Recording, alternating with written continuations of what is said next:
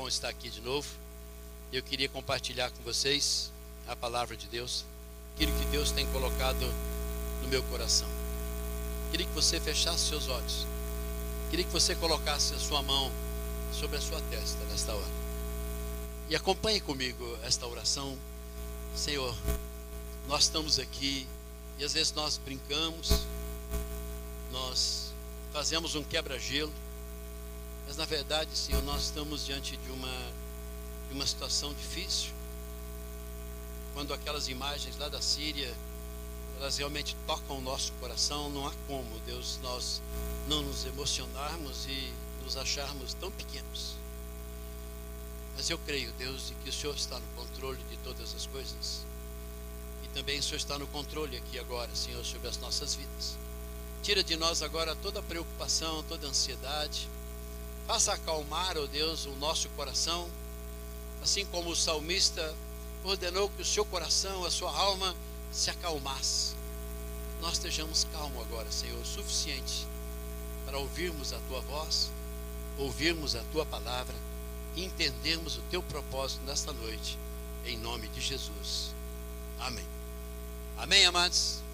Glória a Deus. Quero falar um pouquinho nesta noite a respeito da importância de se construir em cima de uma rocha que é Cristo Jesus. A construção em cima de uma rocha que é Cristo Jesus. No Salmo 127, no primeiro versículo, dá para colocar aí? No Salmo 127.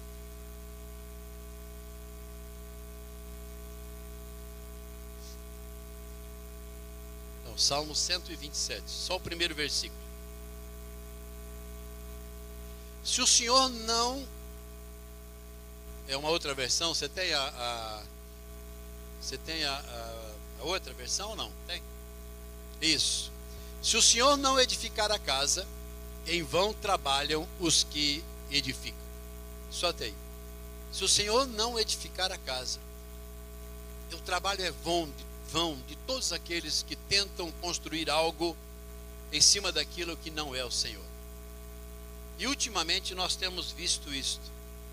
O país hoje vive uma situação difícil. Mas eu pergunto, se nós chegamos, por exemplo, a qualquer lugar, se nós vamos a uma farmácia, por exemplo, precisamos de um medicamento, qual é a nossa primeira opção? Quando você pergunta o preço e ele te dá o preço. Qual a opção? Qual que é a opção? O mais barato, o genérico. Aí você pergunta, é a mesma coisa? E ele fala assim, é a mesma coisa. E você sai tranquilo. Mas o interessante é que quando você chega lá no açougue e quer comer uma picanha, e você não pergunta para ele se você não tem mais nada assim, nem que for duro. Entendeu? Nem que você precisa dar uns 10 tiros naquele pedacinho de carne para furar um pouquinho, para ficar mais mole. Nós não queremos troca. Então, para determinadas coisas, nós achamos que a situação está difícil. Para determinadas coisas, nós concordamos de vez em quando. É bom nós estourarmos um pouquinho o orçamento e comermos alguma coisa ou fazermos alguma coisa diferente. Mas, na verdade, gera entre nós um princípio de que tudo nós podemos pedir um abatimento. Então, a pessoa, quando ela traz para você alguma coisa, um valor, imediatamente você espera, ele vai falar tudo que ele tem para falar, e você pergunta assim, não dá para tirar um pouquinho? Irmãos, você percebe que nós já estamos trabalhando, quando a pessoa vai fazer qualquer coisa, ele já vai majorar um pouquinho o preço, porque sabe que você vai pedir, e aí ele faz o desconto, se sai alegre, e é o mesmo preço que você ia pagar antes. Por quê? Porque isso se tornou uma cultura brasileira. É o jeitinho, amados, é o jeitinho, tudo é o jeitinho. Não sei se quando você pega um táxi, chega lá, esse não dá para bater um pouquinho, não? Ele falou assim, não, podia deixar você um quarteirão atrás, faria mais barato. Vai?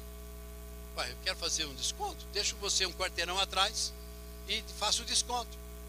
Mas é verdade, isso tem perigo. Você vai dizer assim, você tem argumento para isso. Você vai dizer assim, olha, eu faço isso constantemente e é normal, é natural. Às vezes você diz, olha, eu sou vendedor, eu estou acostumado com isso. Olha, eu presto serviço, eu estou acostumado. Então nós estamos vivendo um ambiente desse. Então nós não ficamos mais constrangidos em pedir um abatimento. E muito menos estamos mais ou menos constrangidos. Se nós pensássemos um pouco, o quanto custa esse abatimento? Talvez esse produto que é oferecido para você, ele é de um produto inferior àquele que você está pagando, mesmo com a pichincha, mesmo com o abatimento. Nós queremos o abatimento, nós não estamos preocupados para saber se aquilo que está vindo no lugar é igual àquilo que eu queria antes. Mas a maioria das pessoas, eles se contentam com isso. Está bom, assim está bom, dessa maneira está bem. E eu pergunto, querido, essa situação toda, ela se aplica em qualquer circunstância? Você chega, por exemplo, para um médico, sai com dor, desesperado, e aí o atendente diz assim: olha, quem é que está atendendo? Olha, fulano que está atendendo, não tenho nenhum convênio, ele está cobrando R$300 a consulta. Não tem um mais barato? Não tem. Tem um que está cobrando R$100.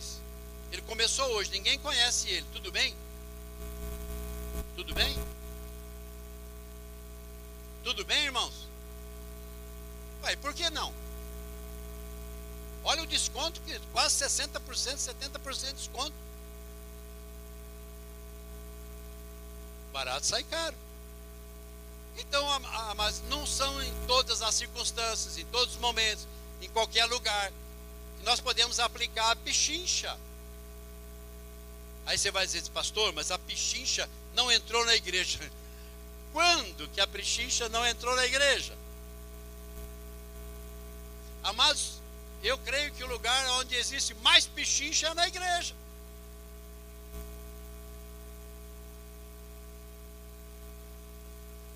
Nós recebemos tudo de graça de Deus, querido. E continuamos pichinchando que Deus podia fazer mais. Ou nós tentamos fazer alguma coisa diferente. Então eu posso usar essas alternativas no aspecto espiritual, da minha vida espiritual? Sim ou não?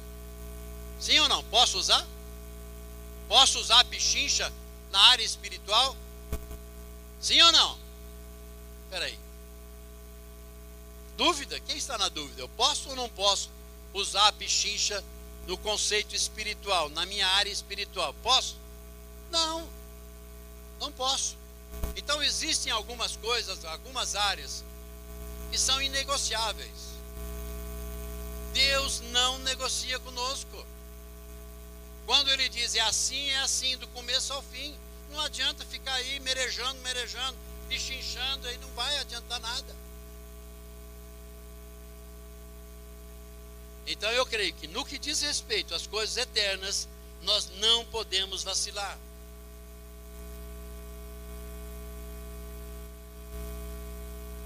Falando sobre a importância de se construir alguma coisa sobre a rocha, tanto no aspecto pessoal, como no aspecto a respeito das pessoas que estão debaixo da nossa cobertura. É a esposa para o marido, é a esposa, são os filhos. Então, nessa área espiritual, nós não podemos negociar. Nós temos que tomar muito cuidado. Estão existindo hoje. As crianças hoje estão tendo um acesso muito grande a determinadas áreas. E eles estão conseguindo muita vantagem dentro da família. Que isso vai redundar amanhã, vai redundar mais tarde, em consequências mais difíceis de serem administradas. Quando eu abro mão de uma verdade, quando eu abro mão de um princípio, porque um filho, alguém da família, alguém está debaixo de nós, chorou, né? Queridos, quando nós abrimos mão desse princípio, você pode ter certeza, você plantou alguma coisa que amanhã vai colher. Eu me recordo, quando nós começamos, e o Luiz está aqui, o Luiz vai me ajudar. Quando nós começamos essa construção, naquele cantinho ali, tem uma mina. Então todo esse terreno era era massapé. Massapé é um tipo de um barro que não adianta nada. Você aperta aqui, ele sobe lá. Você vai lá, aperta lá e sobe ali. Ele não compacta, tá? Então essa área toda era assim. Então o que foi preciso fazer? Cada um, ali existem vários pilares que foram colocados lá na frente, aqui. Cada pilar desses que sustenta essa construção foi colocado aqui uma estaca. Eu não me recordo naquela época qual que era o tamanho dessa estaca. Lembra, Luiz, mais ou menos? 12? Conforme o lugar. Então, na altura desse piso, um pouquinho mais baixo desse piso, foi colocado aqui, foi socado aqui, tá? Mais ou menos 12 metros, 8 metros, 7 metros, conforme a altura. Então esse bate-estaca estava aqui, e você estava aqui, ele estava afundando, cada vez afundando, para poder segurar e dar sustentação a esta construção. Pastor, toda casa tem isso? Não, tem casa que você não precisa. Tem casa que com 1 metro que você acha buraco, você já encontra uma rocha, que daí dá sustentação ao alicerce. Temos um engenheiro aqui, concorda aí com não? Se eu estiver errado, você começa a fazer assim que eu já mudo de assunto, tá bom? Mas aí, então, quando você chega nessa construção, você não vê mais nada aqui. Neste canto, eu creio que nós temos ali uma altura de concreto, talvez de uns 45 centímetros, 50 centímetros de concreto, tudo com arame e tudo para poder segurar e não afundar aquela área que está em cima dessa fonte de água. Ela está canalizada e ela sai lá na rua. Então você chega, você não vê mais nada.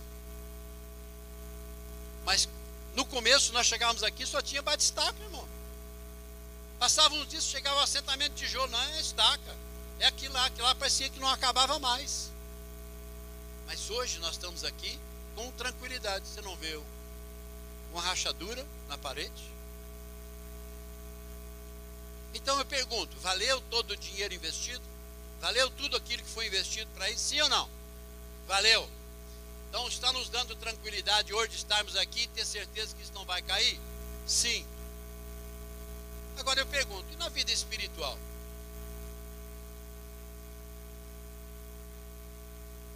Você entrava aqui dentro, cara, esse bate-estaca, o barulho dele, se não for esse barulho, mais ou menos assim, ó.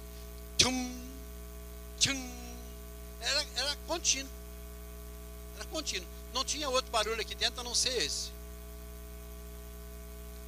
Quando nós falamos que nós precisamos, na constituição do nosso lar, do nosso negócio, da nossa atividade, qualquer coisa que nós vamos fazer, nós precisamos encontrar uma base sólida para edificar a nossa vida espiritual. Nós fugimos do bate-estaca, nós fugimos da enxada, nós fugimos de tudo para fazer buraco na rocha, para encontrar rocha firme. Nós queremos levar o casamento numa maciota, levar o emprego numa maciota, levar tudo que nós estamos investindo numa maneira branda, uma maneira tranquila. E eu pergunto, querido, no momento que você pensa em casar, você teria que pensar o seguinte: o que eu vou deixar de legado para daqui a 50 anos, se Jesus não voltar antes, que os meus filhos, os meus netos, os meus bisnetos vão pensar de mim? Esta é a ideia de que nós temos quando vamos edificar alguma coisa, construir algo. Agora, não é fácil nós definirmos aonde em Cristo Jesus, presta bem atenção nisso.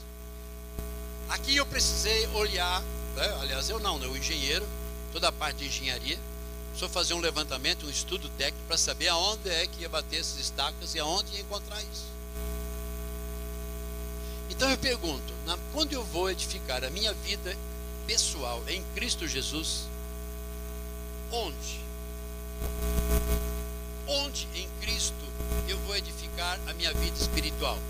Você pode estar dizendo, pastor, em Cristo qualquer é Cristo Jesus e pronto. É. Quem aqui um dia já aceitou Jesus? Levantou a mão e veio aqui na frente. Quem está com a mão abaixada, que não aceitou, vai vir aqui na frente para aceitar Jesus hoje. Quem é que já aceitou Jesus na sua vida? Vamos lá. Qual foi o apelo quando você aceitou Jesus? Pode abaixar. O apelo foi esse: se você quer aceitar Jesus na sua vida, vem aqui, nós vamos orar por você. Você fez o que eu fiz. O que a maioria de nós fizemos foi simplesmente levantar e aceitar Jesus como único Senhor e Salvador. Amém? Acabou aí ou não?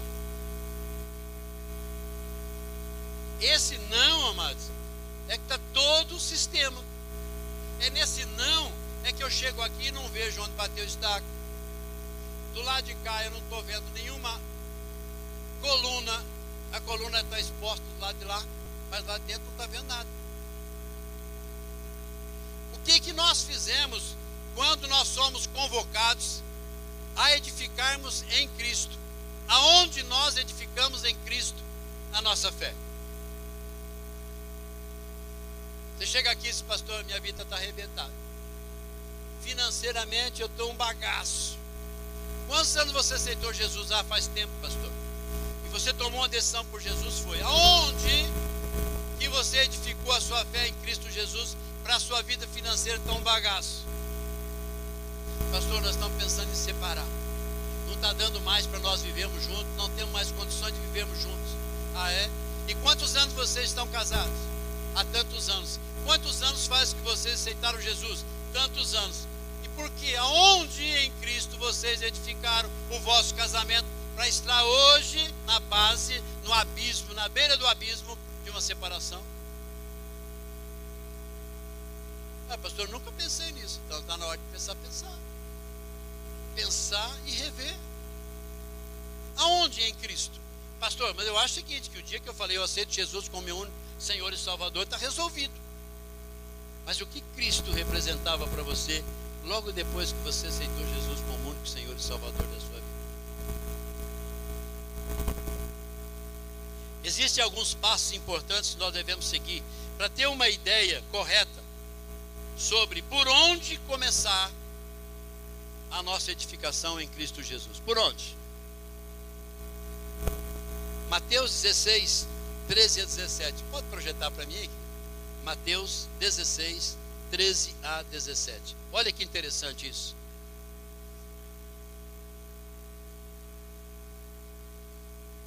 Tendo Jesus chegado às regiões da Cesareia de Filipe, interrogou os seus discípulos dizendo: quem dizem os homens ser o Filho do Homem?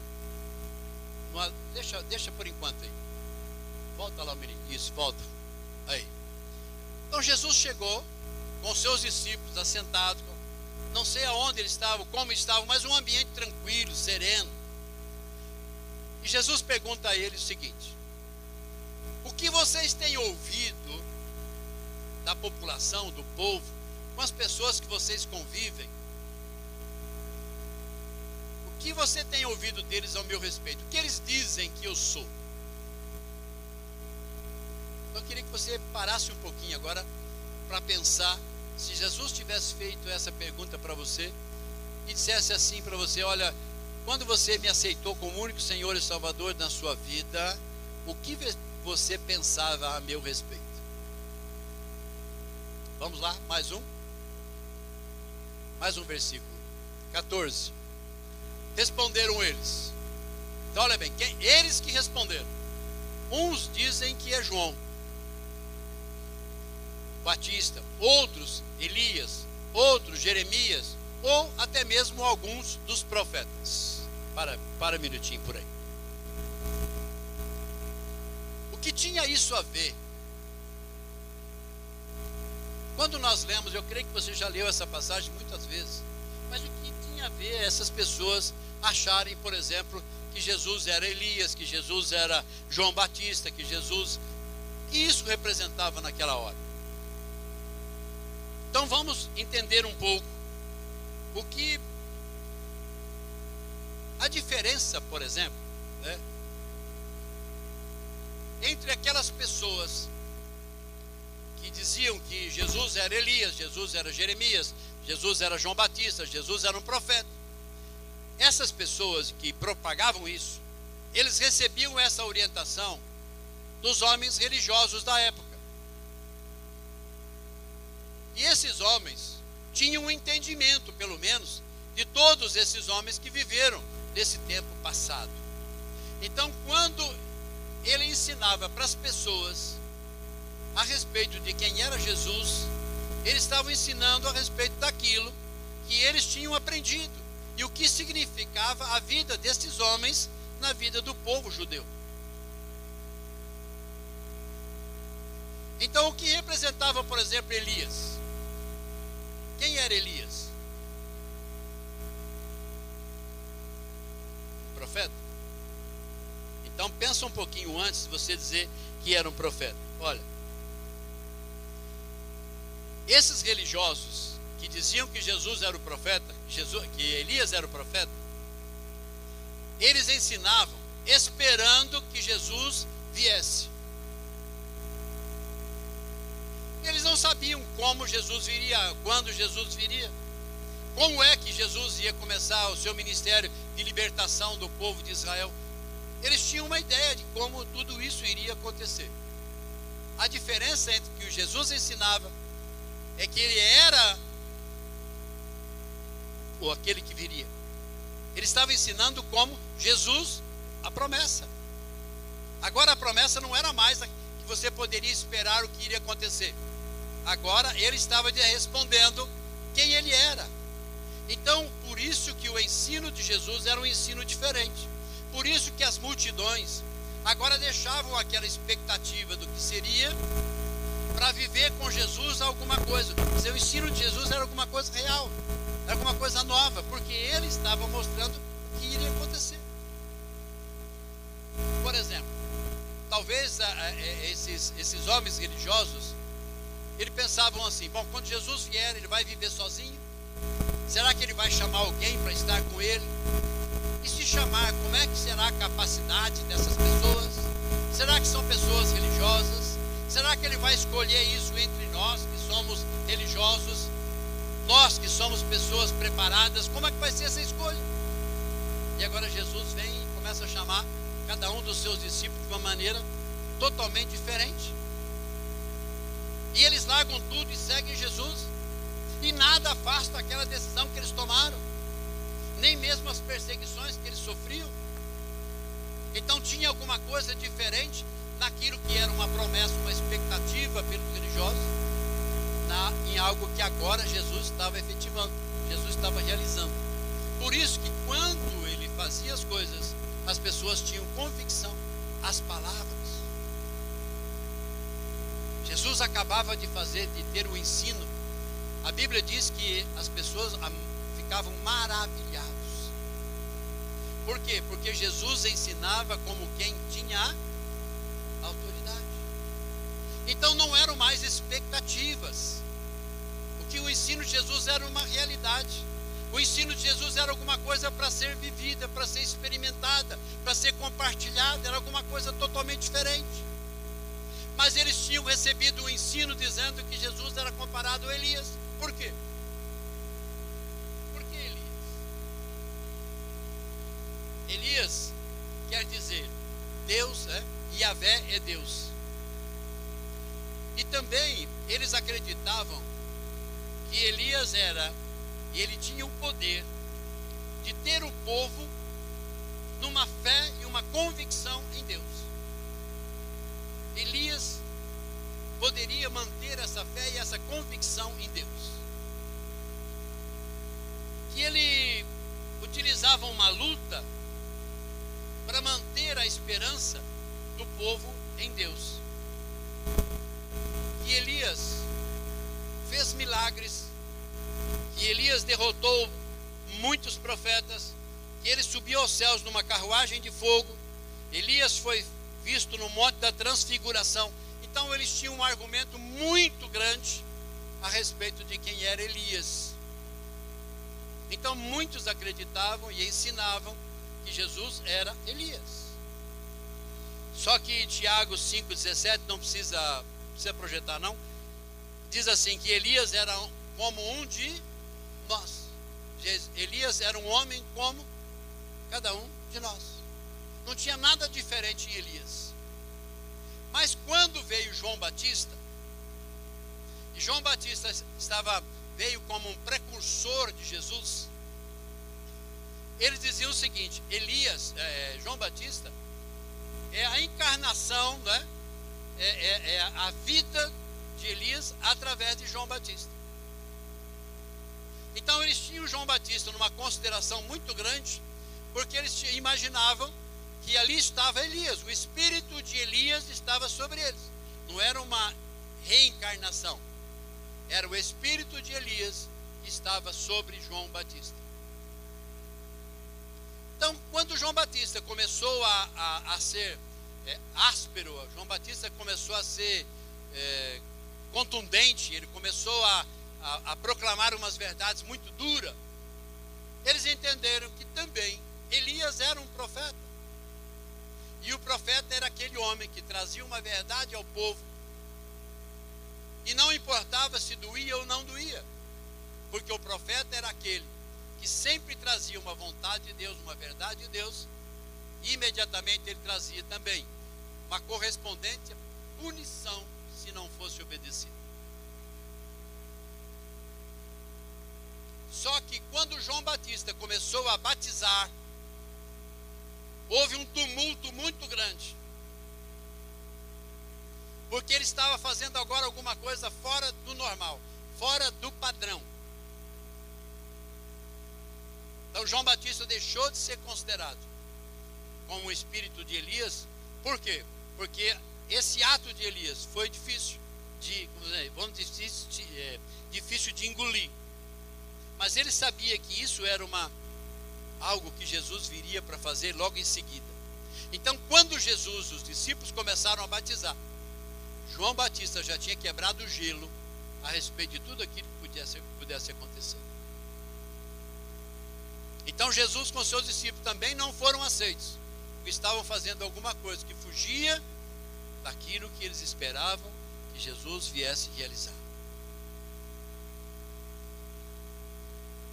Então agora eu pergunto, queridos, e os profetas? Os profetas eram Deus mostrando ao povo qual era o valor das coisas. Toda a palavra profética era para enfatizar aquilo que Deus já tinha mostrado para o povo, que deveria ser obedecido, deveria ser trabalhado. E ele alertava o povo sobre os seus erros e os castigos que viriam. Agora nós perguntamos o seguinte: e vocês que têm vivido comigo? Pergunta Jesus.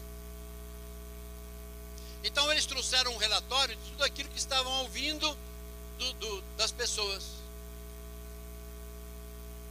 E quando os discípulos, ouviram cada um falando que era Elias, que era João Batista, que eram os profetas, que era Jeremias e tal, ninguém questionou, ninguém falou nada, todo mundo concordou, porque isso era uma voz só, era uma ideia só que corria naquele tempo. Agora Jesus olha para eles e diz assim: e vocês que convivem comigo, que experimentam do que eu faço, que partilham dos milagres que eu realizo, e vocês que estão comigo vendo a veracidade daquilo que eu faço, o que vocês pensam que eu sou? O que vocês dizem que eu sou? A palavra de Deus diz que levantou um homem, e em nome de todos os discípulos, ele deu a resposta. Mas que choque que isso causou nos discípulos. Eles nunca imaginavam que Jesus um dia ia perguntar isso para eles.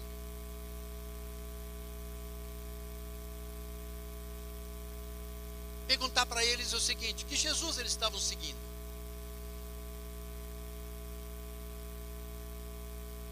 Que Jesus eles estavam seguindo? Um Jesus Elias? Não, pastor, ele era discípulo. Eu volto a perguntar: um Jesus Elias? Um Jesus como João Batista, né, o Espírito? Tanto é que ele disse: Senhor, é o Senhor, né? Tem alguém aí fazendo milagres? É o Senhor? É o Senhor. Os discípulos de João Batista foram ver Senhor, o Senhor é o prometido ou está para vir outro? Então, queridos, mesmo no coração dos discípulos, ainda gerava uma falta de uma convicção a respeito de que Jesus estava seguindo. Aonde eles estavam colocando a fé. E aí Pedro se levanta e diz o quê? Vamos lá?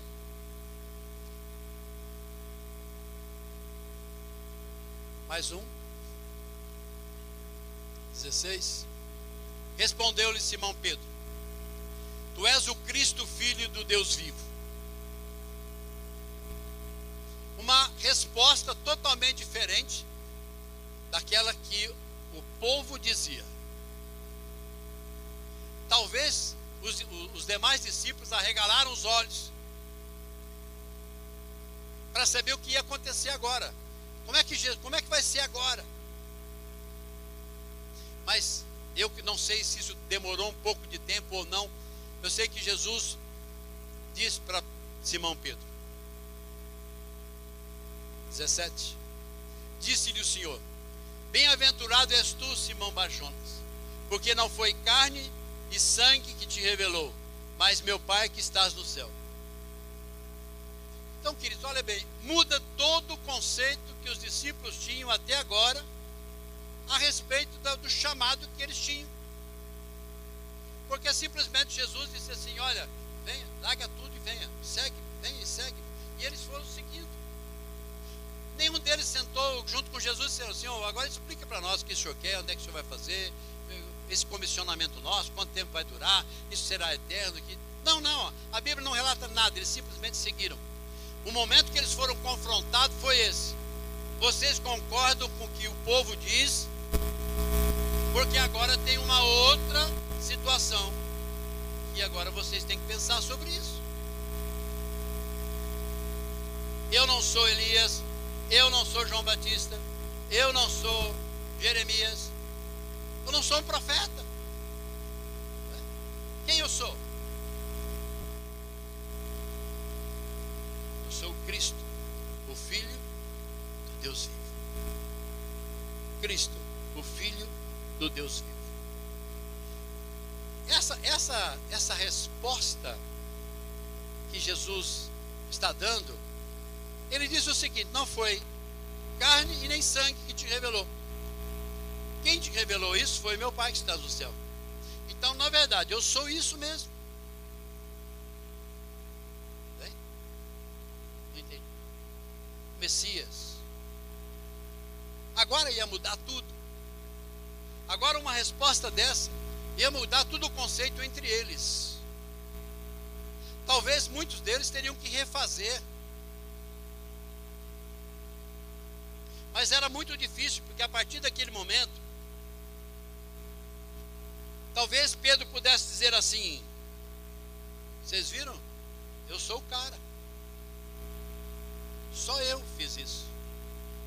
Só eu tive essa revelação. Não, a Bíblia não registra nada. Mas simplesmente a partir daí, Pedro começou a tomar posições imediatas em cima de palavras, conselhos, orientação, decisão que Jesus começou a tomar no seu ministério. A partir dessa situação, Jesus mudou a direção, e ele começou a preparar os seus discípulos para aquilo que viria logo em seguida. Então vamos imaginar esse quadro.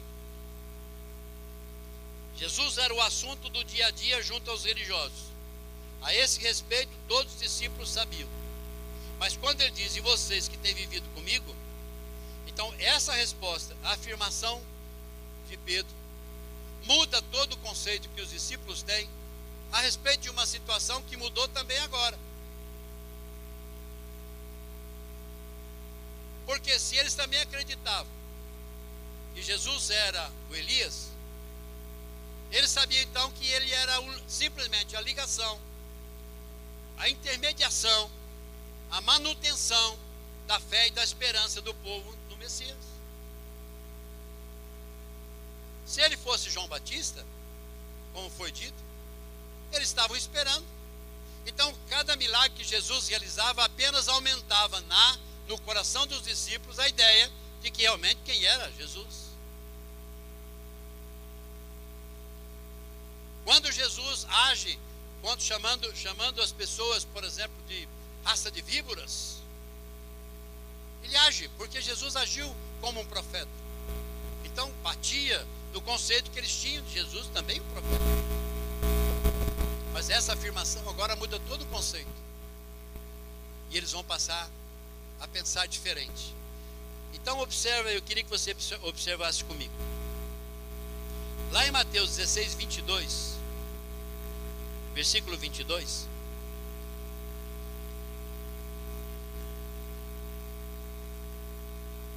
E Pedro, tomando-o à parte, começou a repreendê-lo, dizendo... Aí Jesus estava dizendo, eu vou para Jerusalém, lá eu vou ser preso, vou ser julgado, vou ser morto, vou ressuscitar no terceiro dia. Ele falando tudo isso e Pedro pensando lá, o senhor não pode fazer mais isso. Eu tomo a tua defesa. E ele disse para Jesus o seguinte, olha, tenha Deus compaixão de ti, Senhor. Isso de modo algum te acontecerá. O que Jesus disse a Pedro? Arreda-te, Satanás. Você não cogita das coisas do Espírito, mas sim da coisa da carne. Para quem há pouco tempo atrás havia afirmado uma afirmação inédita de que ele era o Cristo, Filho do Deus vivo, de repente ele ouve essa palavra dizendo, arreda-te, Satanás, você não cogita das coisas espirituais, mas quem havia revelado para Pedro era justamente o Espírito Santo de Deus. Foi o Espírito Santo de Deus que revelou quem era Jesus.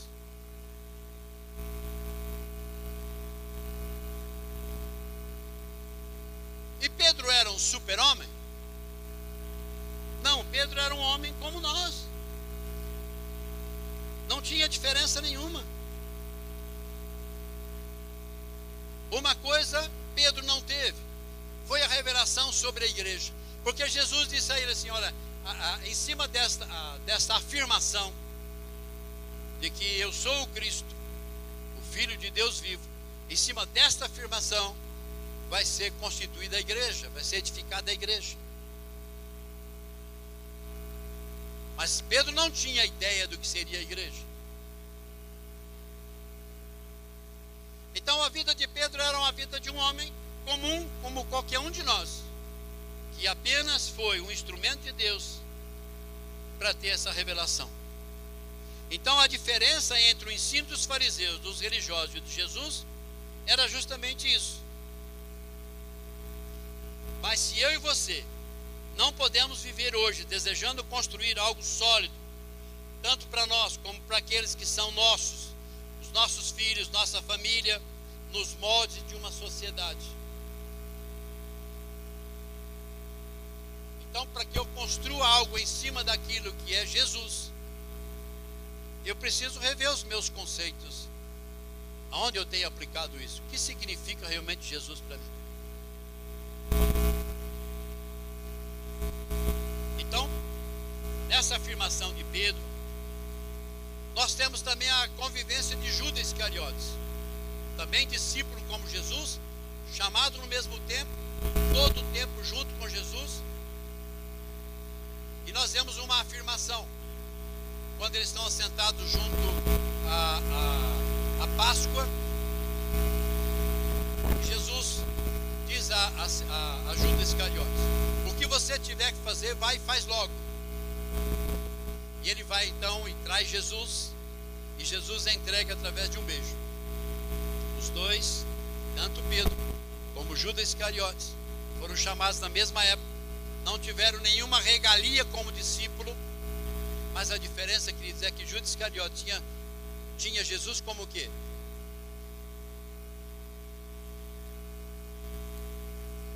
Mesmo depois dessa afirmação, mesmo depois que todos os discípulos ouviram a voz de Jesus dizendo, não foi carne, não foi sangue, quer dizer, não é nada humano que te deu essa revelação, Pedro, mas foi o meu espírito.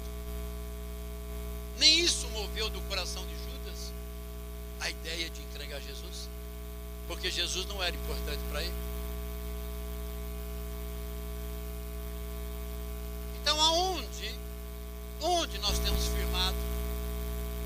rocha, né? Nessa rocha, onde é que nós temos firmado o nosso propósito, querido?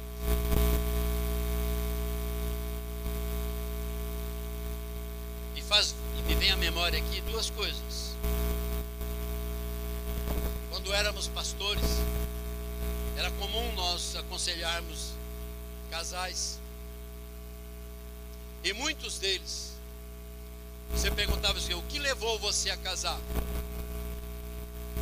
Muitos deles diziam assim: nós queríamos fazer sexo e sabemos que só podíamos fazer sexo depois do casamento. E nós somos por casamento, por uma necessidade sexual.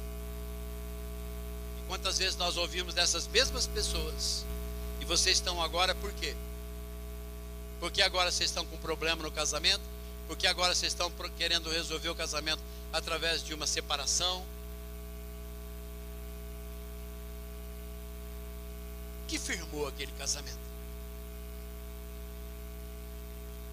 Eu dei apenas um exemplo, queridos. E muitas vezes essas duas pessoas vão para um casamento, criam filhos, nascem filhos, e o casamento está nessa estrutura.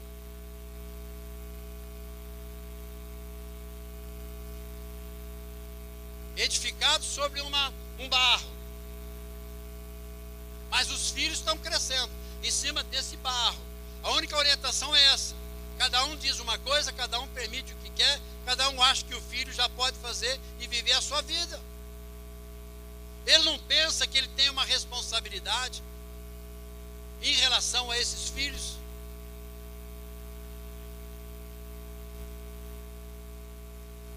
Nós vemos pessoas se esforçando e trabalhando demais, queridos, com o propósito de angariar coisas, de constituir fortuna, para deixar uma herança para os filhos. Só que eles se esquecem que quando os filhos forem tomar posse da herança, eles não têm estrutura nenhuma para administrar aquilo.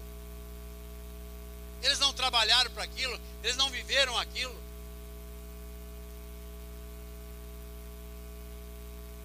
Então volto a questionar, a perguntar, para que a gente possa fazer uma avaliação: onde, em que parte de Cristo eu tenho firmado o meu propósito? Qual foi a revelação que você teve a partir do momento que você levantou a mão aceitando Jesus como único Senhor e Salvador da sua vida? A sua vida mudou? Não, pastor, não mudou quase nada, mas eu já não era ruim, eu era um cara bom, eu era uma pessoa boa, eu simplesmente aceitei Jesus, estou na igreja.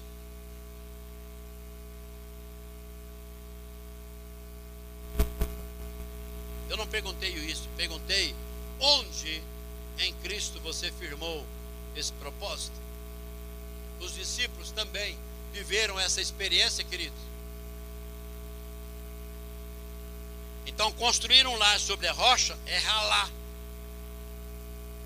é pagar preço alto para manter a unidade de uma família. Se não tiver uma firmeza em Cristo Jesus, não há como levar avante. Porque quando nós temos um compromisso sério, nós pagamos um preço para manter a família. Mas, em especial, quando eles olham para nós, eles sabem quem nós somos. Eles sabem, eles têm certeza quem nós somos. Referencial. Existe um referencial para essas pessoas, para essas crianças. A Camila está dizendo aqui: o que será dessas crianças lá da Síria? Mas alguém está lutando por um bem maior. Existem muitas autoridades fazendo isso daí, em nome de um bem maior.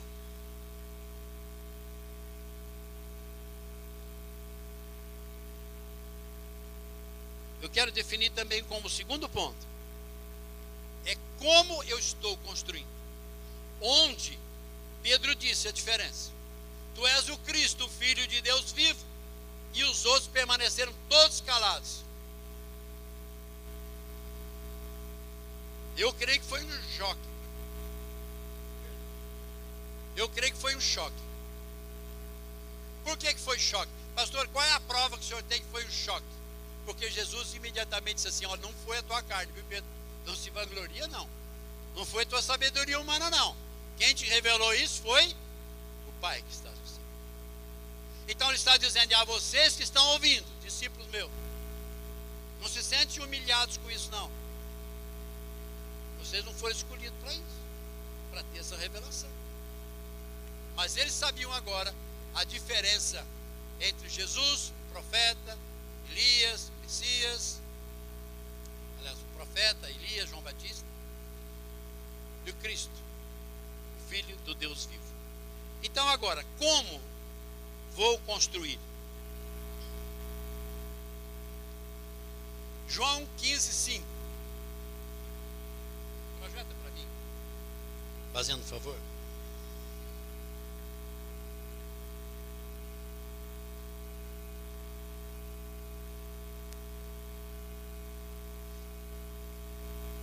Eu sou a videira verdadeira, disse Jesus, vós sois os ramos, as varas. Quem permanece em mim e eu nele, esse dá muito fruto. Agora repete todo mundo comigo, finzinho. Porque sem mim nada podeis fazer. De novo. Porque sem mim nada podeis fazer. O que vocês não podem fazer sem ele? Nada. E o que é nada em hebraico? Em português? Em inglês? Nada é nada, irmão. Ninguém pode fazer nada fora de Jesus. Mas qual Jesus? O profeta? Elias? João Batista? O Cristo, o Filho do Deus vivo. Ele está dizendo, agora vocês sabem quem eu sou. E sem mim nada podeis fazer. Eu sou o galho, eu sou o tronco, e vocês são as varas. Se não circular em vocês o que é meu, vocês não fazem nada. Se eu não tirar o sustento e entregar para vocês, não vale nada. Está percebendo a complicação, querido? Está entendendo um pouquinho da complicação? Por exemplo, o pastor vem aqui e traz uma palavra, traz uma mensagem. O que ele está tirando? Ele está dizendo, eu estou usando aquele servo para tirar um sustento. E fazer o quê? Levar.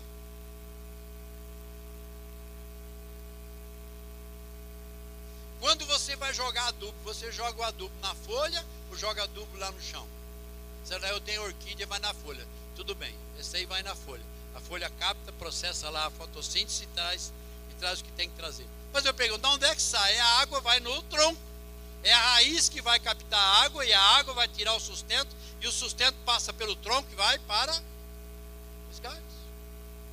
Ele diz, sem mim nada podeis fazer. Então como é que eu vou criar um alicerce em cima dessa expectativa? Eu falei sobre cavar.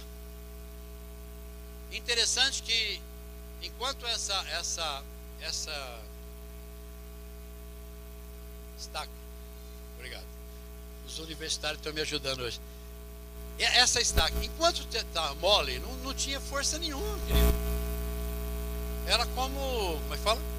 Você é normal, tá? É um barro. Mas de repente aquilo ficava pesado. O som era diferente. A cabeça daquela estaca começava muitas vezes a migalhar. E eu pergunto, inchar, rachar. E eu pergunto, que nós estávamos aqui e era a nossa tristeza porque estava rachando, Luiz? Não, naquela hora, sabe, olha lá, chegou lá.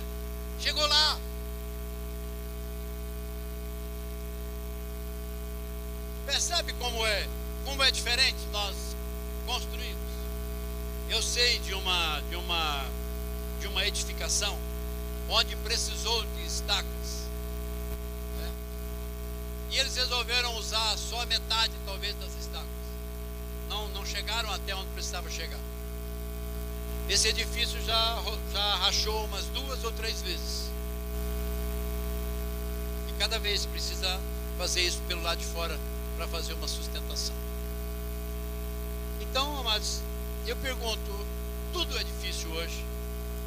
No casamento, nos negócios, na formação profissional, moral, acadêmica. Se nós construirmos sobre uma base fraca, mundana, uma alternativa, uma forma genérica, isso vai desmoronar.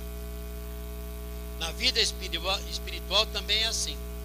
Se você começar a construir e levar uma vida numa boa, quando você encontrar uma dificuldade, que são os padrões bíblicos,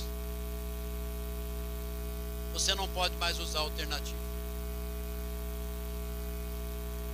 Guarde bem isso, desde o dia que você aceitou Jesus como único Senhor e Salvador da sua vida.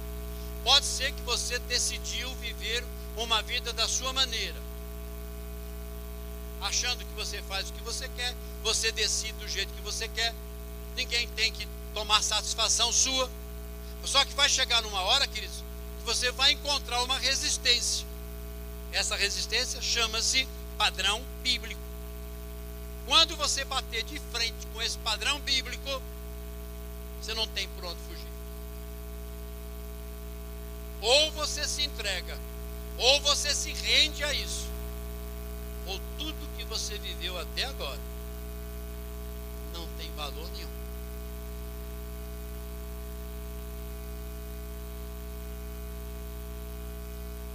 Nós temos que entender, queridos, quando a minha vida não está de acordo com aquilo que a palavra de Deus diz, e eu continuo vivendo, continuo fazendo, você está auto se enganando, achando que vai. Como o Fernando disse hoje, como é que nós vamos entrar lá no céu com essa turma toda de uma vez só, cantando, pulando, gritando? Talvez você fica. Por que que fica? Porque quando defrontou com os padrões, você não se dobrou para os padrões bíblicos, continuou vivendo da forma que você quis viver. E dizia ainda, não tem ninguém que muda isso. Pastor nenhum manda na minha vida, e não manda mesmo. Eu não vejo na Bíblia, em lugar nenhum, de que eu estou no pastor, e sem o pastor eu não posso fazer nada. Eu não vejo isso. Mas eu acredito que Deus colocou um pastor para direcionar a nossa vida. Deus colocou alguém, um chamado, que paga um preço, para que a gente possa ver o que está acontecendo hoje. Esses dias atrás eu encontrei uma pessoa que estava caminhando aqui na Coronel Militão. De repente eu vi uma pessoa, estava longe, aí uns 20 metros, e ela começou a gritar o meu nome, e ela veio correndo, deu um pulo no meu pescoço, me abraçou e disse, pastor, que saudade que eu tenho do senhor. Eu também tenho saudade. Eu tenho saudade do tempo que nós vivemos juntos. Ela disse, pastor, aquilo que eu aprendi com o senhor, eu tenho colocado em prática na minha vida. E aquilo mudou a minha vida, pastor. Eu dei honra e glória, tudo ao Senhor. É dele, foi ele quem fez. Eu quero dizer isso, amados, para reconhecer a importância que tem um pastor no rebanho. E ele não pode mandar na sua vida, não. Mas tem hora que ele tem que ser um pouquinho mais firme para você acordar daquilo que você está fazendo. Eu quero te lembrar que de onde você recebe é o que você aplica no seu casamento. Uma das coisas mais difíceis de consertar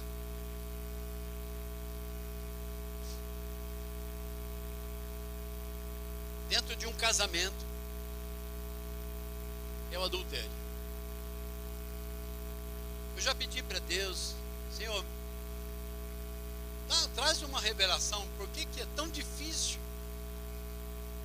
Alguém rouba, é fácil consertar, existe um perdão, a vida volta ao normal. Se alguém faz isso, aquilo e aquilo, queridos, mas quando chega lá e diz, pastor, eu cometi adultério, adulterei, e vai todo tipo de aconselhamento, queridos, não volta mais.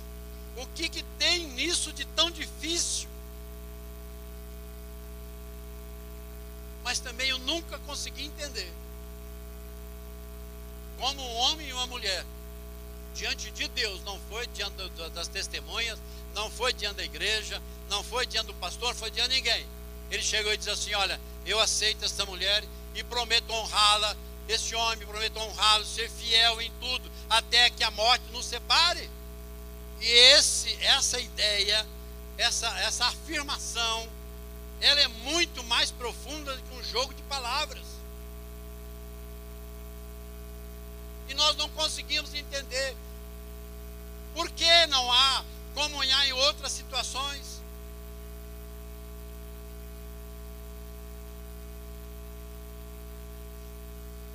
Mas, queridos, essa é uma verdade. Aquilo que nós aprendemos, se nós não colocarmos dentro do nosso casamento, o inimigo vai tentar de qualquer forma nos derrubar. Ele está procurando uma brechinha para nos derrubar. E às vezes nós pensamos assim: não, mas fulano é crente, a esposa é crente, todos são crentes, são crentes, são crentes, são crentes, são crentes. Mas creem no quê? Firmado no quê? Compromisso do quê? Uma coisinha assim, que hoje é permitido, amanhã ela está desse tamanho, com fermento. Quando você percebe, ela já passou o teu tamanho e te engoliu. Mateus 24, 17. Projeta para mim. Mateus 24. Mateus 4. Perdão, volta aí, bobina. Rebobina. Eu passei para frente. Marcos 14, 27. Vamos lá? Marcos 14, 27. Depois nós vamos jogando outros versículos, mas eu quero ir devagarinho, passando por todos. Então, diante daquela afirmação que Jesus disse que iria a Jerusalém, ele seria lá, ele seria condenado, ele seria morto, ressuscitaria no terceiro dia. E Pedro, então, usando toda a sua autoridade, falsa autoridade, agora uma palavra humana, quando ele diz: tu és o Cristo, o Filho de Deus vivo, é espiritual. Aquilo era o espírito. Agora não, a partir daí foi tudo na carne. Eu quero lembrar que muitas vezes é assim. Lá diante do altar, pego na mão um do outro, você faz promessa tremenda, mas eu pergunto: é na carne? E aí está. Diante disso tudo, Jesus então diz: todos vós vos escandalizareis. Vão se escandalizar, porque está escrito: ferirei o pastor e as ovelhas se dispersarão. Você quer ver? Olha lá, vamos para o próximo versículo, 28. Todavia, depois que eu ressurgir, depois que eu ressuscitar, irei diante de vós para a Galileia. Jesus falando com os discípulos. Ao que Pedro lhe disse: ainda que todos eles se escandalizem, eu não. Vamos lá? 30. Replicou-lhe Jesus: em verdade te digo que hoje, nesta noite, antes que o galo cante 2 vezes, 3 vezes, tu me negarás. Antes que o galo cante, você vai me negar 3 vezes. Vamos lá ver o que ele diz ainda, o 31. Mas ele repelia com veemência: ainda que me seja necessário morrer contigo, de modo nenhum te negarei. Assim também diziam todos. Agora nós temos aí um grupo de Maria vai com as outras. Agora eles engrossam o caldo. Nós também. Se tiver que morrer, nós morremos todo mundo junto.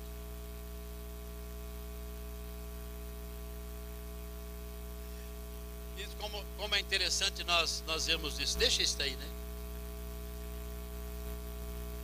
Vamos lá no versículo 31, 32.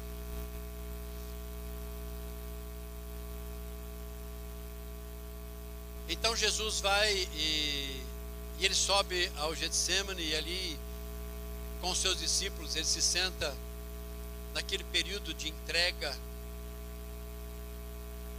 E depois Jesus ali é entregue por Judas Iscariotes. Ele passa todo aquele processo de condenação, é morto, ele ressuscita, Pedro acompanha tudo isso. Mas mais uma vez me intriga, queridos, é saber como é que Pedro estava construindo.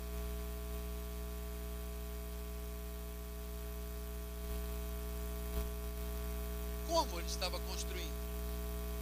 Como palavras, queridos, saíam palavras soltas, palavras até bonitas, que contagiavam os outros, que incentivava outros a dizer a mesma coisa. Queridos, era tudo de boca para fora. Mas como é que alguém pode ter a revelação do Pai para expressar: tu és o Cristo, Filho de Deus vivo, e ao mesmo tempo ele tomar uma atitude dessa, dizer: não, o senhor não pode fazer nada disso? Queridos, nós somos assim. Muitas vezes nós tomamos uma atitude ou tomamos uma decisão e daí a pouquinho nós estamos fazendo coisa tudo errada de novo. Quantas vezes o marido não disse para a esposa assim: amor, me perdoe, eu vou refazer, eu não vou ser mais assim. Isso acontece conosco. Quantas vezes ela chega e diz: amor, alguma coisa está acontecendo, isso é verdade, você me perdoe, eu não vou fazer mais isso. Mas passa um pouco de tempo, de repente estou eu lá de novo.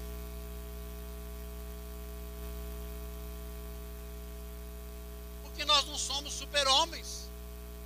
Mas eu pergunto: será que nós temos nos policiado o suficiente? Não, mas Pedro era um homem firme. Pedro era um homem firme, concordo com vocês, era um homem firme. Mas simplesmente Jesus diz a ele o seguinte: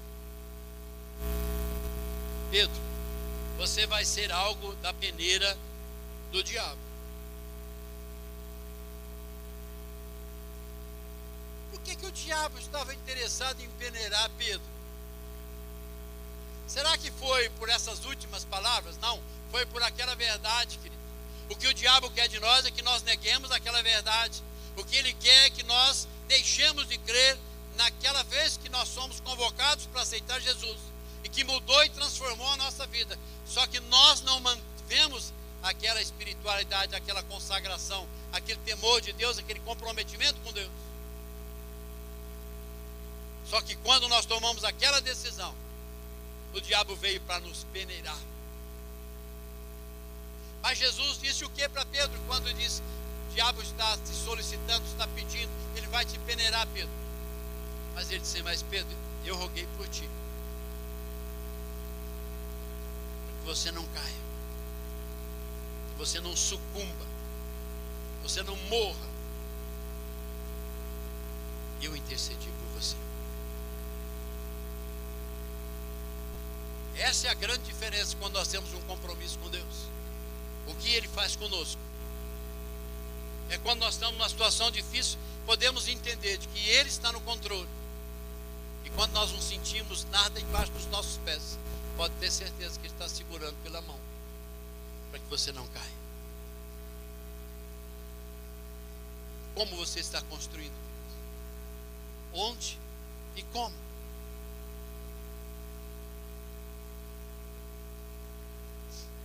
E eu quero, a última parte, definir para que eu estou construindo. Para que eu estou construindo? Talvez você já disse um dia, disse assim: eu vou largar tudo. Para que ser crente? Que bobagem, a maior bobagem que eu fiz foi um dia aceitar Jesus. Quantos você já conhece que voltaram para o mundão? E eu pergunto, e às vezes eles olham para nós e dizem assim: eu estou melhor que vocês. Eu posso ir onde eu quero, ninguém me proíbe. Eu faço o que eu quero, penso o que eu quero, digo o que eu quero, visto o que eu quero, vou onde eu quero, minhas amizades. Existe uma enorme lista de coisas que eles fazem e dizem: eu estou muito melhor que vocês. Então para quê? Para que você está pagando o preço? Terá alguma recompensa? Depois de Pedro ter vivido toda aquela experiência lá em Mateus, depois de Pedro ter andado sobre as águas, depois de Pedro ter negado e se arrependido, depois de Pedro ter constatado que Jesus não estava mais no túmulo, depois de Pedro ter presenciado Jesus ressurreto, ter aparecido no meio deles, depois de Pedro ter visto Jesus confrontar a incredulidade de Tomé, isso tudo para passarmos, nós temos todos os versículos bíblicos, mas você conhece. Depois de tudo isso,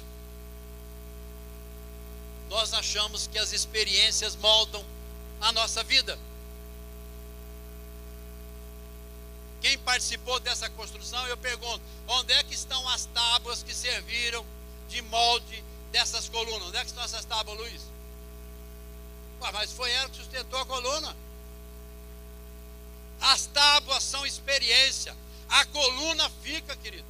Tem gente vivendo experiência de 20 anos atrás, 10 anos atrás, 5 anos atrás. Eu tive uma experiência maravilhosa uma vez que Deus falou comigo, fez isso, só experiência. É tábua que forma o caixote da coluna. Mas todo mundo, depois de constituído a coluna, tira o caixote e joga fora. Então são experiências, amados. Então eu pergunto, para quê? Para que nós estamos guardando tudo isso? O que sustenta é o ferro e o concreto. E existem pessoas que ainda vivem das suas experiências. Pedro foi um desses. O super Pedro. João 21:3. Projeta para mim, querido.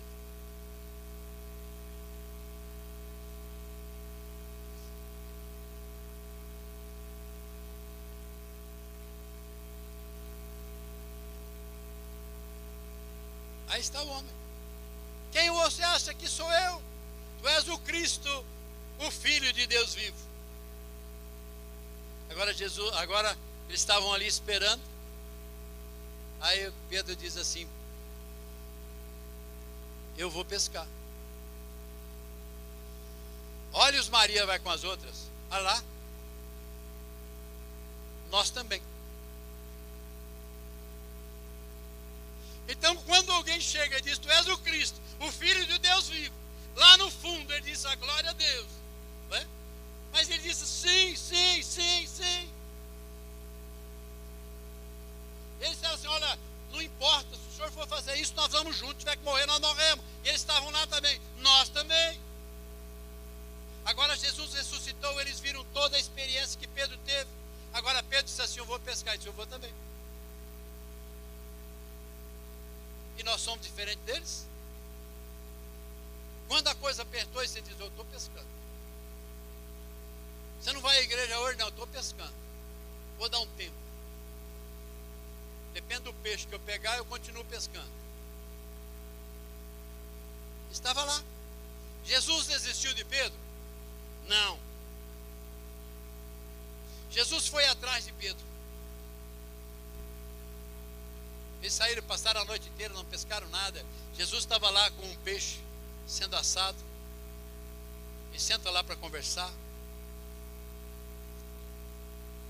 Jesus pergunta assim para Pedro: Pedro, você me ama? Ele diz, claro.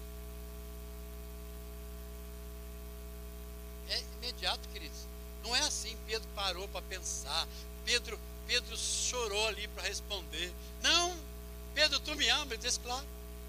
Aí ele vai a segunda vez, Pedro, tu me amas? Ele diz, claro. Tem dúvida não. Mas Pedro, tu me amas? Senhor, será que o senhor vai continuar quanto tempo com isso? Provavelmente ele pensou assim, bom, eu não respondi nenhuma das duas certas, né?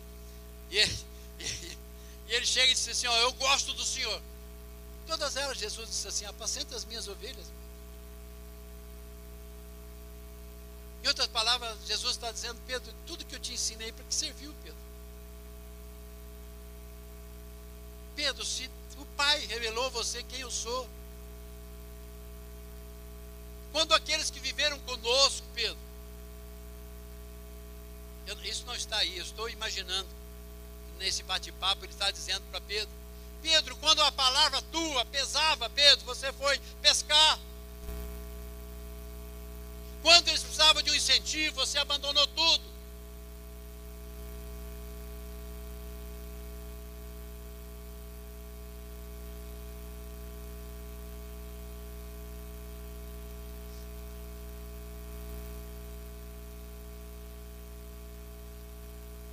Jesus está dizendo para Pedro: Pedro, coloque em prática o que te ensinei.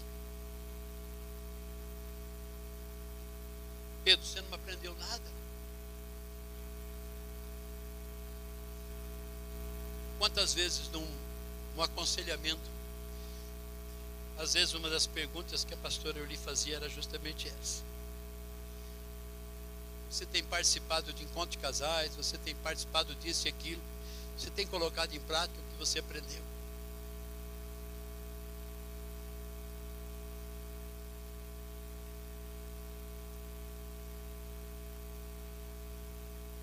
Jesus estava dizendo para Pedro: Pedro, por que você acha que eu te chamei?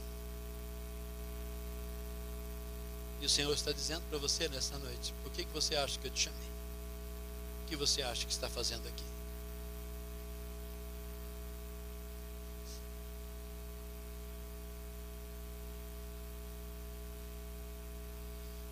E eu quero concluir dizendo isso a você nessa noite, querido. Está circulando na internet aí, alguém dizendo que houve um acontecimento. Isso aconteceu lá perto do Paraná, há alguns anos, mas há muitos anos que eu já ouvi essa história e eu queria compartilhar com vocês. Um homem, ele estava se aposentando, e ele pediu ao patrão, o patrão pediu a ele que ele continuasse no trabalho até construir mais uma casa apenas. Ele era um construtor. E ele concordou, mas ele já tinha um tempo para sair da sua aposentadoria. Mas ele concordou em construir mais uma casa. E ele fez rápido. Ele não usou dos mesmos meios que ele fazia. Não, simplesmente ele foi fazendo as coisas de qualquer jeito para concluir rápido que ele tinha que ir embora. Ele tinha que sair, ele tinha que se desligar da empresa. Rapidamente ele constrói, ele chega lá, patrão, e diz: olha, a chave da tua casa está aqui, está pronta, cumpri aquilo que eu tinha prometido, agora eu vou ter o meu descanso. Ele diz: não, essa casa é tua, é um presente que a empresa está dando para você, pelo tempo de trabalho e de serviço que você prestou a nós. E o homem senta e começa a chorar. E o patrão pensa que ele está chorando de alegria, é um momento de alegria. E ele quer saber por que ele está chorando. Que talvez ele, patrão, choraria junto de ver a emoção, a devoção, o reconhecimento por tudo aquilo que ele tinha vivido. E o homem ergue a cabeça e diz, quando foi questionado: por que você chora? Ele disse: porque eu coloquei todo o material de segunda. Eu não usei nada que pudesse ter um valor agora, porque eu não sabia que essa casa era minha, era para mim. Eu quero deixar essa ilustração como um apelo para você. Você que está construindo a tua casa, não importa se no teu trabalho, na sua família, não importa onde, você que está construindo, você está construindo para quem? Tua vida espiritual pode ser de qualquer jeito? Você acha que não tem ninguém olhando a tua vida espiritual? Você acha que as pessoas que mais convivem com você não sabem o que você pensa, como você age? Não se esqueça que lá no Velho Testamento dizia que um homem, que ele era comandante dos assírios, e tinha uma menininha do povo judeu que estava como escrava, e ela servia na casa desse comandante. E ele era um homem leproso, ninguém sabia do seu exército, senão ele era excluído. Mas aquela menininha convivia com ela, sabia o que a mulher dele passava e como ele se escondia. E um dia a menininha chama a patroa e disse assim: olha, o meu senhor, ele está enfermo, mas eu conheço que na minha terra tem um homem que pode curá-lo da sua lepra. As pessoas que mais convivem conosco sabem quem nós somos. E eu desafio você a repensar como você se firmou na hoje. Onde? Que Cristo você serve hoje? O Cristo que pode tudo,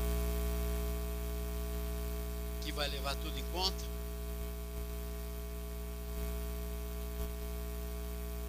Ou será que nas horas difíceis nós damos um jeito? Ou será que nós também podemos saber que somos um guia, como Pedro se tornou, e quando ele diz, não, eu vou, todo mundo diz, eu vou também, eu saio também?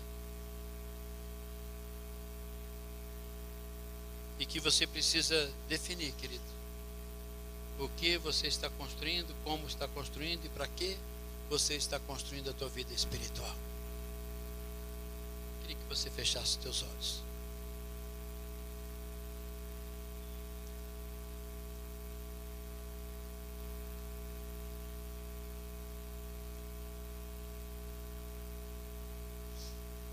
Alguns anos atrás nós conhecemos aqui em Tanabi uma família. Eles compraram uma casa. Quando trouxeram a mudança e instalaram os móveis, do nada, sem temporal, sem ventania, sem nada, essa casa começou a rachar, o telhado começou a desabar. Com pouco tempo, esse casal estava vivendo numa sala de toda uma casa que foi construída. Eles se restringiram a viver em uma casa, em um cômodo. Quando foi feito um levantamento, um perito fez um levantamento técnico daquela construção.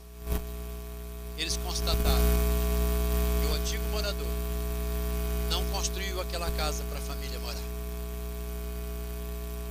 Ele construiu uma casa para vender, sem se importar o que poderia acontecer com aqueles que fossem abrigados ali. Quero dizer a você que Cristo Jesus lá na cruz do Calvário, quando pagou um preço pela tua vida, Ele se tornou o tronco, constituiu você um ramo. Ele gera o alimento para a tua necessidade. Ele quer que você vá e dá frutos.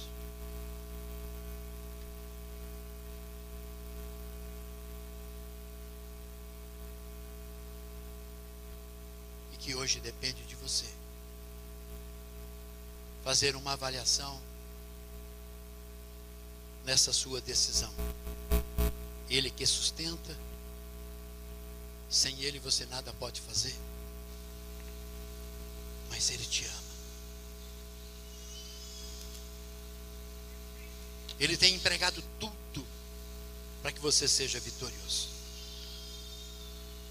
Ele tem colocado pessoas para ser um alerta da sua vida, para que você possa reconhecer o teu erro e voltar.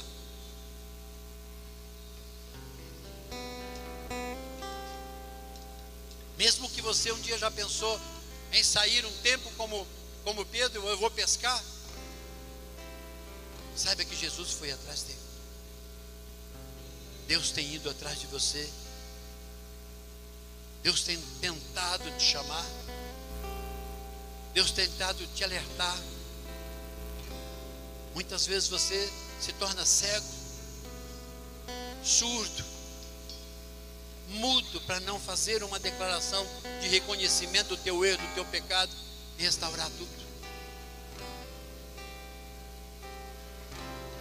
Mas hoje você pode fazer isso. Hoje você sabe quem é aquele que te salvou, aquele que te sustenta, aquele que te ampara. Se você teve dúvida durante todo esse tempo da sua conversão, eu não vou pedir para você vir aqui à frente, mas eu gostaria que todos ficassem de olhos fechados. Por favor, não o desobedeça. Todos de olhos fechados. Mas se você quer uma reconciliação com Deus hoje, realinhar a tua vida com Deus hoje, com o Cristo o Filho do Deus vivo. Eu gostaria que você ficasse de pé. Ninguém vai abrir os olhos, por favor, não desobedeça. Mas eu gostaria de te convidar, se você quer refazer a tua vida com Cristo, tomar uma posição a partir de hoje, viver e pagar o preço, para ser um instrumento da manifestação da graça e da glória de Deus. Para aqueles que convivem com você, você deixar um legado e não uma herança. Para que teus filhos, teus netos amanhã se lembrem que eles tomaram conta ou foram alcançados pelo Evangelho, porque um dia você tomou essa decisão de ter uma vida alinhada com Ele. Você continue de olhos fechados. Eu quero orar pela tua vida.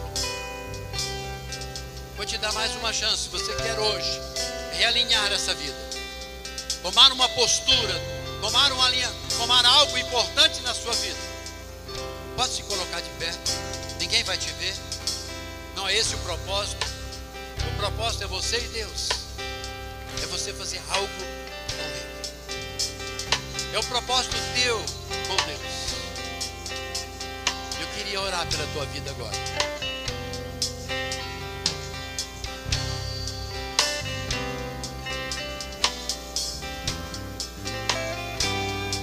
Deus, em nome de Jesus Cristo, teu Filho amado, nosso único Senhor e Salvador, nós colocamos essas vidas diante do teu altar. Senhor, nós temos construído a nossa vida na rocha que é Cristo Jesus, mas a vida cristã não é fácil. É fácil confessar Jesus com os lábios, mas viver a vida cristã e sermos dignos de sermos chamados teus filhos, nós muitas vezes temos que deixar a nossa vontade para fazer a tua vontade, deixar os nossos desejos para carregar uma cruz e te seguir. Não é fácil. Há uma cruz de renúncia. Nós precisamos renunciar muitas coisas que muitas vezes nós nos apegamos e não queremos renunciar. Muitas vezes nós idolatramos os nossos entes queridos, nossos filhos, nosso esposo, nossas esposas, nossos pais. Eles são ídolos da nossa vida. E nós ficamos à mercê, crendo num Cristo que me curou, um Cristo que me salvou, mas não no Cristo que é o próprio Deus. Oh Deus, o Senhor é digno de toda honra, glória e louvor e adoração. O Senhor é digno de que nós sejamos, oh Deus, obedientes à tua palavra, obedientes à voz do teu Espírito que nos ensina o caminho que nós devemos andar. Permita, Senhor, que os nossos irmãos, eu não sei quem está de pé, quem não está, estou de costas, estou de olhos fechados, mas permita que esses irmãos, ó Deus, eles possam, nesse dia, realmente saber quem é Cristo na vida deles. E se realmente eles têm um compromisso, têm construído a sua vida, toda a sua vida, em todas as áreas, sobre esta rocha. Porque se estão construindo, se não tiveram, mas estão construindo hoje, ao sair daqui pode vir grandes vendavais, essa casa não vai cair, porque aquele que nos sustenta é a rocha eterna. Tudo vai acabar, mas Jesus, a sua palavra, são eternas, jamais passará. Então Deus, segura bem firme nas mãos dos nossos irmãos, toca profundo no coração deles, para que eles possam pensar: se eu morresse hoje, antes do culto, para onde eu iria? Muitas pessoas acham que pelo fato de vir à igreja estarão indo para os céus. Não, Senhor. parecidos com o Pai, para irmos para a casa do Pai. Na casa do Pai não vai bastardos, vai filhos. Filhos que fomos adotados através de Cristo Jesus, através da sua morte e da sua ressurreição. Então Deus, que como filhos, como herdeiros do Senhor, de uma promessa eterna, nós possamos ser fiéis ao Senhor e compromissados com o Senhor. Porque a cada dia que passar nessa terra, o funil vai se afilar, a vida vai ficar mais difícil, e só vai permanecer, só vai perseverar aqueles que estão firmados na verdadeira rocha, que é o Senhor Jesus. Nos abençoe, nos guarde e nos proteja a partir de agora, em nome de Jesus. Amém. Quem estava de pé pode assentar. Você que estava sentado pode abrir os seus olhos.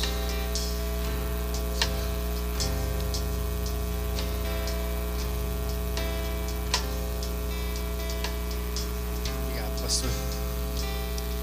Aleluia, palavra tremenda. Eu não quero sair daqui como um crente tábua, não. Eu quero sair daqui como um crente coluna. A tábua se perde, mas a coluna fica.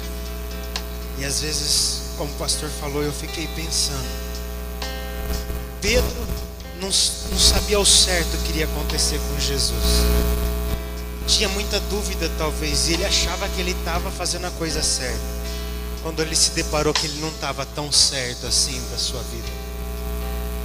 E depois ele teve a oportunidade de encontrar com o mestre e consertar a besteira que ele havia feito. Nós temos a promessa de que Jesus está voltando, e às vezes nós estamos caminhando como Pedro, achando que está tudo certo na nossa vida, quando na verdade não está nada certo. E quando ele voltar, nós vamos ficar, queridos, se nós não estivermos certos, se nós não formos colunas, se nós não tivermos construído na rocha. Ele voltará, mas ele não vai buscar tábua, ele vai buscar coluna. Oh! Acorda, igreja, porque estamos aqui hoje. O Senhor está clamando, a palavra tem sido liberada, e muitas vezes nós queremos dar o tempo. Deu a minha hora, eu preciso ir embora. O Senhor está falando para você hoje: se eu voltar nessa madrugada, você vai ou você fica.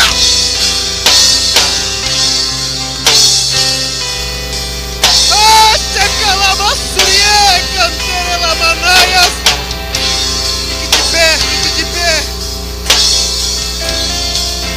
Se você fosse embora nessa noite, desejoso a mudar algo na tua vida, na tua história como cristão, porque senão você vai ficar, meu irmão. Jesus está voltando, mas Ele precisa de uma igreja santa, de uma igreja gloriosa, sem mancha, sem mácula, uma igreja que vibra, que louva, que o adora. Ei, Jesus, vai Jesus! Adore ao Senhor, adore ao Senhor, adore ao Senhor.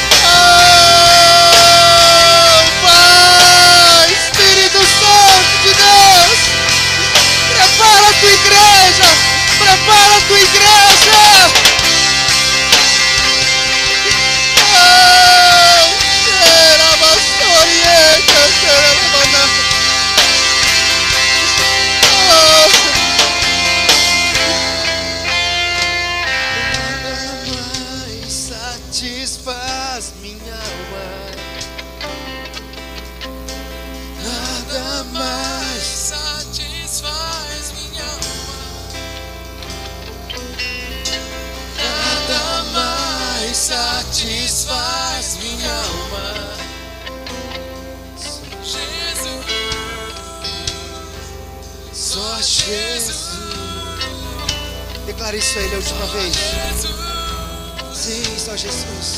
só Jesus. Declare isso a Ele, nada mais. Nada mais satisfaz minha alma. Com toda a tua força, Nada mais satisfaz minha alma. se renda a Ele.